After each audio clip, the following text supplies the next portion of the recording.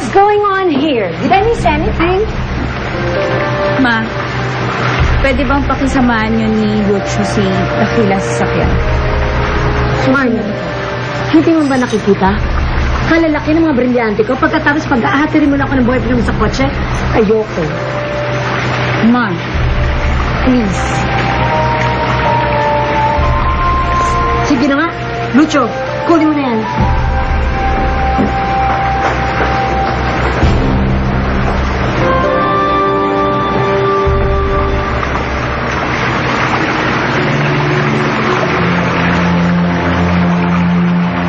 Walang yakap pa. Talaga bang kinakalam mo? Anong pinag-usapan mo ba? Amin.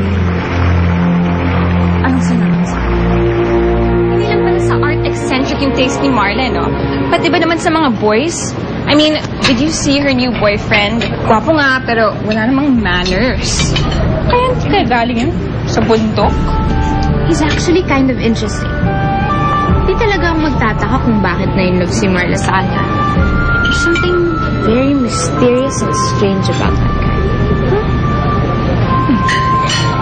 So, where are we sitting? Right there.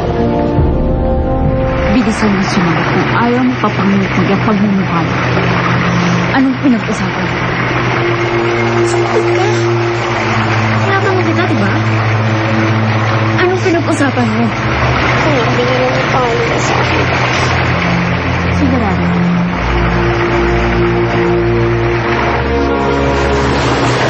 Ano ka sa akin? Huwag mo kakausapin mo. Iwasan mo. Iintindihan mo.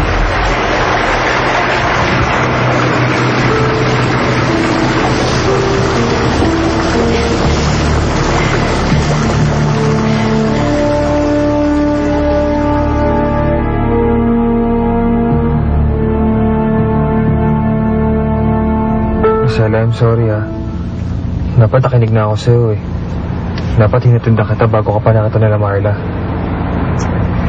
Hayaan mo, Nif. Tapos na rin naman yun wala na tayong magagawa. Pwede ba ako magtanong? Ano yan?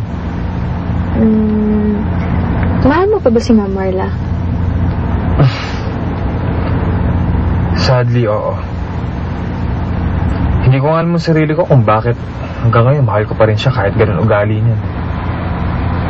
Pero tanggap ko na wala siyang gusto sa akin.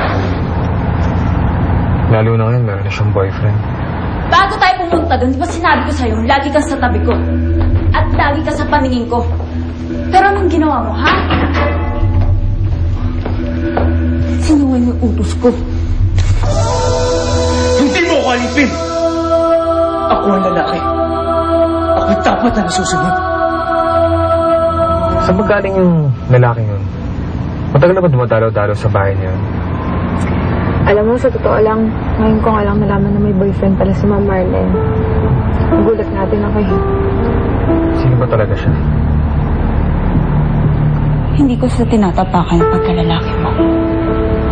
Ang akin lang, hindi ka taga dito.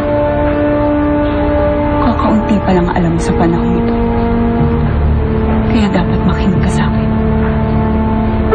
Para sa kabutihan mo ang pinapagawa ko sa'yo.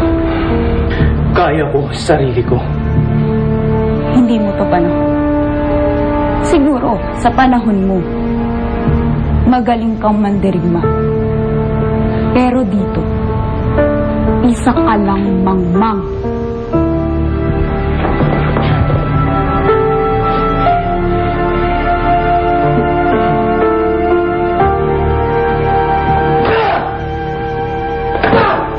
Jadi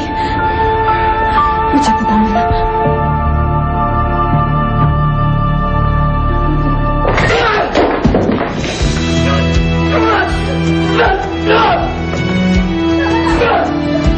Hindi ko kailangan na lahat ng ito!